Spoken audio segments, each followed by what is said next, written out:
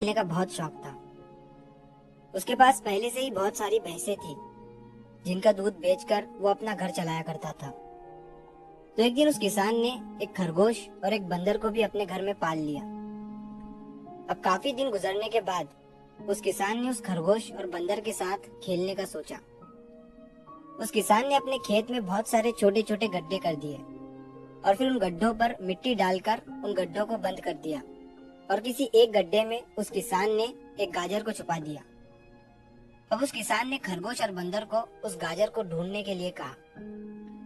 खरगोश बहुत ही कॉन्फिडेंट था और उसे अपने आप पर बहुत विश्वास था। उसने एक एक गड्ढे को खोदना शुरू किया और गाजर ढूंढने लगा। लेकिन बंदर जो था वो बहुत ही नेगेटिव और आलसी था। उसने सोचा कि खेत में इतने सारे गड्ढे हैं और वो गाजर किसी एक गड्ढे में है, इतना कौन ढूंढेगा। वो बंदर ये सोचकर एक गड्ढे के ऊपर जाकर सो गया। अब उधर खरगोश अपनी पूरी मेहनत से गाजर ढूंढ रहा था। एक एक करके खरगोश ने सारे गड्ढे देख लिए, लेकिन उसे किसी भी गड्ढे में गाजर नहीं मिली। सिर्फ एक गड्ढा बाकी रह गया था जिसके ऊपर बंदर सो रहा था।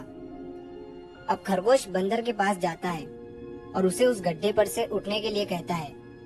जैसे ही बंदर उस गड्ढे पर से उठता है, खरगोश गड्ढा खोद कर गाजर बाहर निकाल लेता है और अपने मालिक को ले जाकर दे देता है। बंदर ये देखकर हैरान हो जाता है कि जिस गड्ढे के ऊपर वो इतनी देर से सो रहा था, गाजर उसी के अंदर थी।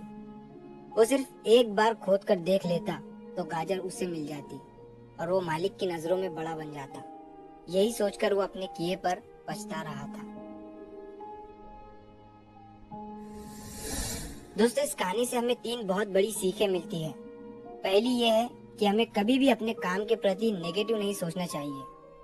जैसे उस बंदर ने सोचा कि इतने सारे गड्ढे हैं और गाजर किस गड्ढे में है पता नहीं। यही सोचकर उसने उस काम को अपने लिए बड़ा बना दिया।